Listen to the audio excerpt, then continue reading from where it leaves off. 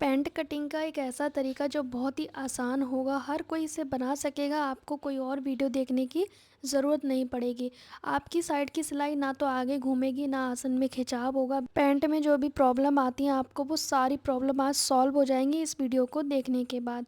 Welcome to my channel guys. आज हम करेंगे इस वाले पैंट की कटिंग, फुल इलास्टिक साइड पॉकेट। इस वाले सूट की कटिंग स्टिचिंग सेकंड चैनल पे आ गई है, आप उसे ज़रूर देखें। यहाँ पे कपड़े को प्रेस करके 4 फोल्ड में कपड़े को रख लिया है। कपड़ा कैसे फोल्ड किया है मैं आपको पेपर पे कपड़ा फोल्ड करना सिखाऊंगी पहले, फिर आपको समझ आ जाएगा कि मैंने कपड़ा कैसे फोल्ड किया है। सबसे पहले कपड़े को इस तरह से चौड़ाई में फोल्ड किया, पूरा कपड़ा है मान लीजिए ये। तो पहले हम क्या करेंगे, दोबारा देखें, इस तरह से चौड़ाई में फोल्ड किया, फिर हमने लंबाई में फोल्ड कर दिया। ऊपर वाले 2 हिस्से छोटे रखे हैं, नीचे वाले 2 हिस्से बड़े रखे हैं। 2 इंच का अंतर रखा है। ये वाला हिस्सा कपड़े में ये है और ये बंद वाला यहाँ है, ओपन वाला इधर है। अब ये वाला आप देख सकते हैं, छोटा बड़ा ऊपर वाला हमने इस तरह से रखा है। वापस देखें, कपड़ा ऐसे फोल्ड किया, फिर ऐसे फोल्ड किया। अब ऊपर वाले 2 हिस्से छोटे हैं और सेम हमने कपड़े को फोल्ड किया है। मैंने कपड़ा प्रेस किया है इसलिए मैंने कपड़े को ज़्यादा हिलाया नहीं है, क्योंकि बहुत सॉफ्ट कपड़ा है ना, इसीलिए। ऊपर से पहले सीधा कर लेंगे ऊपर वाले हिस्से को और कट करके निकाल देंगे, तिरछा है तो। फिर यहाँ पे 2.5 इंच पे मार्क करेंगे, ऊपर वाले कपड़े पे ही, जो ऊपर के 2 हिस्से हैं ना उस पे 2.5 इंच में हमारी इलास्टिक जाएगी जब भी आप इस तरह की कटिंग करेंगे। ये फुल इलास्टिक का पैंट है, बेल्ट वाला मैं बहुत बार बता चुकी हूँ। इस चैनल पे बहुत सारी वीडियो हैं, वो आप देख सकते हैं। रेडी लेंथ है कस्टमर की 37 इंच, तो मैं 37 पे मार्क करूँगी। ऊपर का 2.5 इंच मैंने छोड़ दिया है, ध्यान से आप देखें। जो रेडी लेंथ है उसी पे मार्क करें। बाद में हम फोल्ड करने वाला लेंगे। अब हम लेंगे 2 इंच फोल्ड करने के लिए, ठीक है। नीचे 2 इंच फोल्ड करने का हो गया, ऊपर 2.5 इंच फोल्ड करने का हो गया। बीच का जो है वो लेंथ हो गई रेडी। अब यहाँ पे ध्यान से देखें, कंपलसरी है इस साइड से 2.5 इंच लेना, जहाँ पे ओपन है। पौचे का पूरा गोलाई 14 है, तो मैं हाफ लूँगी 7 प्लस 1 इंच, 8 इंच मैंने लिया है। आधा आधा इंच दोनों साइड से सिलाई में जाएगा। यहाँ पे हिप राउंड का 4th पार्ट करेंगे। इस कस्टमर का 40 हिप है, तो मैंने चौथाई भाग किया 10 प्लस 3 इंच, 13 आ गया। तो मैंने यहाँ पे 13 इंच पे मार्क किया है। हर साइज़ में सेम मेथड यूज़ होगा। यहाँ पे जो साइज़ आया है उतना ही हम आसन लेते हैं, पर मेरी कस्टमर नीचे बांधती हैं पैंट, तो वो उनके लिए 13 इंच ज़्यादा हो जाएगा, तो मैं 12 इंच लूँगी। 1 इंच माइनस करके 13 में 1 इंच माइनस किया तो 12 आया, ठीक है। आप भी मेरी कस्टमर की तरह पैंट बहुत नीचे पहनते हैं तो आप भी 1 इंच माइनस करके ले सकते हो। नॉर्मल पहनते हैं तो माइनस ना करें। दूसरी साइड भी सेम निशान लगाएंगे 12 इंच पे, क्योंकि उस साइड से भी हमें स्केल से शेप लगानी है ना, इसीलिए। अब यहाँ पे थाई है 28 इंच, तो आधा होगा 14 इंच। 14 इंच में 1 इंच प्लस करेंगे, तो इस तरह से हमें थाई का माप लेना है। मैंने यहाँ 15 इंच पे लगा दिया है। यहाँ पे 2 गलतियाँ करते हैं बहुत सारे लोग। यहाँ पे जो गोलाई करते हैं बिल्कुल आर्मोल की तरह गहरी कर देते हैं, पर आपको 1.5 से 2 इंच पे करनी है।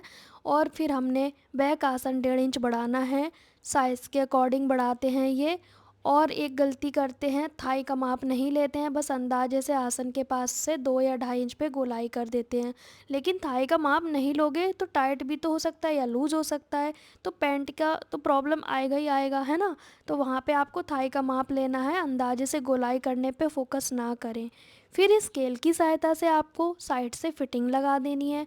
अगर आपके पास स्केल नहीं है तो कोई बात नहीं, आप इंच टेप से भी लगा सकते हो। फिर दूसरी साइड पे हमने झुकाव के लिए गोलाई वाला हिस्सा स्केल का यूज़ किया था। अब आप देखेंगे चारों पार्ट की सेम कटिंग हुई है। 1.5 इंच बैक आसन हमने बढ़ा के लिया है। हर किसी को ये रहता है कि चारों पार्ट इक्वल कट क्यों करते हो, मेरा यही मेथड है। मैं हमेशा से इसी तरीके से पैंट कट स्टिच करती हूँ और परफेक्ट फिटिंग आती है। ना साइड की सिलाई घूमेगी, ना आसन में खिंचाव होगा, कोई प्रॉब्लम नहीं आएगी। आप इस तरह से पैंट ज़रूर बनाइएगा। नीचे कट लगा दिए ताकि फोल्ड करने में कम या ज़्यादा प्रॉब्लम ना आए। पॉकेट कटिंग करने के लिए मैं कपड़ा अलग कर लूँगी। लंबाई लेंगे बंद वाली साइड से, इस तरफ से। तो यहाँ पे पॉकेट की लंबाई मैं 13 इंच रखूँगी। रेडी होने के बाद 12 रह जाएगी। फिर उसके बाद नीचे की चौड़ाई 7.5, ऊपर की चौड़ाई 6.5, 1 इंच का अंतर रहता है। फिर आपको नीचे की ओर से यहाँ से इस तरह से तिरछा कर देना है, ओपन वाली साइड से कट कर लेंगे। अब हम इस पैंट की स्टिचिंग करेंगे।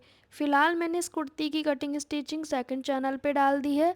अब हम आसन जॉइंट करेंगे। फ्रंट पार्ट के दोनों हिस्से इस तरह से पकड़ के सिलाई लगाएंगे। सीधी साइड अंदर की ओर रहती है, उल्टी साइड बाहर की ओर। सेम बैक आसन पे भी सिलाई लगाएंगे। दोनों पार्ट को आपस में जोड़ दिया। पॉकेट के नीचे के हिस्से में सिलाई लगाएंगे। अब इसे पलटते हुए पेचकस की सहायता से कॉर्नर बनाएंगे। फिर इसके ऊपर भी एक पक्की सिलाई लगाएंगे ताकि आपके पैसे निकल के ना जाएं कहीं भी, है ना। फिर उसके बाद पॉकेट अटैच करेंगे फ्रंट पार्ट में। ऊपर से 2.5 इंच लेंगे, जो हमने नेफा फोल्ड करने के लिए लिया था ना, उसे छोड़ देंगे। फिर उसके नीचे 1 इंच और निशान लगाया, 2.5 इंच तो फोल्ड हो जाएगा, ठीक है। उसके बाद इस निशान तक पॉकेट रखनी है। पॉकेट को हमने इस तरह से रखना है, ध्यान से देखें। ओपन वाला हिस्सा पॉकेट का पैंट की साइड रहेगा।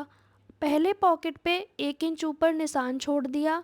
फिर 6 इंच की गैपिंग छोड़नी है पॉकेट में, जितना हाथ हमारा इजीली चला जाए।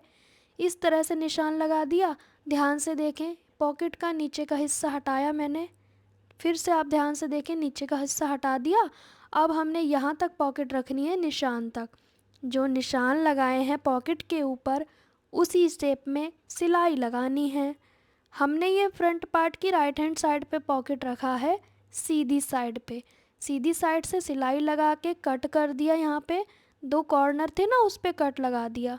अब इसे पलट दिया। एक बार और देखें, ये ऐसे था, इसे ऐसे पलटा।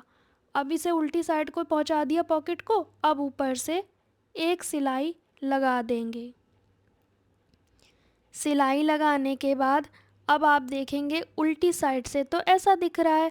पहले पॉकेट का ऊपरी हिस्सा बंद करेंगे सिलाई से। यहाँ पे पक्की सिलाई लगा दे, बाद में तो ये पॉकेट के अंदर दब जाएगा, ठीक है। अब आपको इस तरह से ये जो हिस्से हैं इन्हें सिल लेना है। पॉकेट का गैप छोड़ते हुए जो हिस्से हैं ना, वो सिल लेंगे दोनों साइड। जो गैप है पॉकेट का, उसकी दोनों साइड थोड़ी थोड़ी जगह बचती है, तो उसको स्टिच कर देंगे, ठीक है। अब मैं आपको दिखाऊंगी सीधी साइड से। ये वाले हिस्से हमने जॉइंट किए हैं और ये वाले बीच का गैप छोड़ देना है, क्योंकि वो बंद हो जाएगा। फिर कैसे आप फ़ोन रखोगे। अब ये पॉकेट हिल डुल रहा है बहुत ज़्यादा, तो इस पे हम क्या करेंगे, एक सिलाई लगाएंगे ताकि हम जब डेफा फोल्ड करें तो ये हिले डुले ना बिल्कुल भी। उसके लिए क्या करेंगे, कच्ची सिलाई लगाएंगे, बाद में इसे हटा देंगे। तो इसे रोकने के लिए एक सिलाई लगा दी। अब ये कहीं भी नहीं भागेगी जब तक हम इलास्टिक न डाल लें। ये ऐसे जाके ऐसे हो जाएगा फोल्ड, ठीक है। तो हमारा पॉकेट बिल्कुल फिक्स बंद हो गया अंदर की ओर। अब हम दोनों पार्ट को साइड से जॉइंट करेंगे। दोनों की सीधी साइड अंदर की ओर है और साइडें हमने जॉइंट कर लेनी हैं। तब तक आप मेरे इस चैनल पे नए हैं तो चैनल को सब्सक्राइब करें और ढेर सारे कमेंट करें, समझ आए तो भी, नहीं आए तो भी। फिर मैं दूसरी साइड भी जॉइंट कर लूँगी इसी तरीके से। यहाँ पे आप देखें, मैंने दोनों मेथड सिखा दिए। नीचे की ओर से भी ऐसे जॉइंट करना है और ऊपर की ओर से भी सेम जॉइंट करना है। दोनों कपड़ों को इक्वल पकड़ें, खींचना बिल्कुल नहीं है। अब बॉटम फोल्ड करेंगे तो जो कट लगाए हैं वहाँ पे क्रीज बना ली। फिर हमने चॉक से मार्क कर दिया, लेकिन हम फोल्ड सेंटर से करेंगे पहले, ताकि जो सिलाई है, जॉइंट है, आमने सामने आए। पिन लगा के सिक्योर कर दिया। अब हमने कट से कट मिला के पकड़ेंगे और निशान लगाएंगे। ये निशान इसलिए लगा रही हूँ ताकि बिगनर्स को फोल्ड करने में दिक्कत ना आए। ये जॉइंट आमने सामने होने चाहिए। दोनों बॉटम इसी तरह से निशान लगा के फोल्ड करें, जॉइंट से जॉइंट मिलना चाहिए, तभी तो पैंट इक्वल बनेगा दोनों साइड का। फिर नेफा फोल्ड हमने करना है। कटिंग के समय 2.5 इंच लिया है तो 2.5 इंच पे ही मार्क करना है। मार्क क्यों करना है? ताकि जो बिगनर्स है कम या ज़्यादा ना फोल्ड कर दें, और बैक हिस्सा थोड़ा तिरछा कट करते हैं आसन पे तो वो फोल्ड करने में प्रॉब्लम ना आए। तो इस निशान के हिसाब से फोल्ड करना है। यहाँ पे डबल फोल्ड किया, पिन से सिक्योर करेंगे क्योंकि चारों जॉइंट हमारे आमने सामने होने चाहिए। ये आगे पीछे होते हैं तो बहुत ही गंदे लगते हैं। फिनिशिंग के लिए आप ये तरीका यूज़ करें। अब इलास्टिक को रख के चेक करते जाएं। इलास्टिक की चौड़ाई से 2 पॉइंट एक्स्ट्रा होना चाहिए नेफा, जैसे कि मैंने रख के चेक किया अभी। अब हम इलास्टिक डालेंगे पिन की सहायता से। देखा आपने, पूरे नेफे में कोई झोल नहीं आया। इलास्टिक हमने ली है 40 इंच हिप है तो -12 किया तो 28 इंच की इलास्टिक मैंने डाल दी। जो गैप था उसे बंद कर दिया। इलास्टिक डालने का बहुत आसान तरीका है और आपका नेफा भी झोल नहीं करेगा। अब हमने यहाँ पे लोग कमेंट करते हैं मुझे कि हमारी इलास्टिक घूम जाती है, तो सुई से पहले आपको सुई नीचे करनी है, फिर हाथ से प्रेस करके ठीक करना है। ये जो घूमी हुई इलास्टिक है वो बिल्कुल ठीक हो जाती है। इस तरह से खींचना है और आपको प्रेस करना है हाथ से, लेकिन सुई जो है वो नीचे होनी चाहिए जब आप खींचो, क्योंकि वो हाथ में लग सकती है ना आपके, इसीलिए। तो सुई नीचे करके ही खींचना है, ठीक है। इस तरीके से हमने इलास्टिक डाल दी। अब ये आसन की जो है ना सिलाई, ये जिस साइड पे है उसी साइड को करेंगे जब हम आसन की सिलाई लगाएंगे, ये सेंटर की। इस चीज़ का ख़ास ख्याल रखें, ये जो आसन का मार्जिन जिस साइड पे घूम रहा है उसी साइड पे नीचे भी घूमना चाहिए। फिर बॉटम की तरफ से सिलाई लगाएंगे। अगर निशान हट गए हैं तो आप दोबारा लगाएं, फिर दूसरे साइड भी छाप लें, ठीक है। इस तरीके से दोनों बॉटम की सिलाई लग गई हमारी। बहुत आसान तरीके से स्ट्रेट पैंट मैंने सिखाया है, फुल इलास्टिक, साइड पॉकेट। अब इस तरह से कोई प्रॉब्लम नहीं आएगी, ना आपकी सिलाई घूमेगी साइड को, जॉइंट भी आगे की ओर नहीं आएगा, आसन में कोई खिंचाव नहीं आएगा, पैंट बिल्कुल स्ट्रेट रहेगा, खड़ा खड़ा रहेगा। जितनी रेडी लेंथ चाहिए थी उतना है, जितनी थाई चाहिए थी उतना है, ठीक है। तो परफेक्ट पैंट बनाना है तो आप ये मेथड यूज़ करें। मिलते हैं नेक्स्ट वीडियो में, बाय बाय।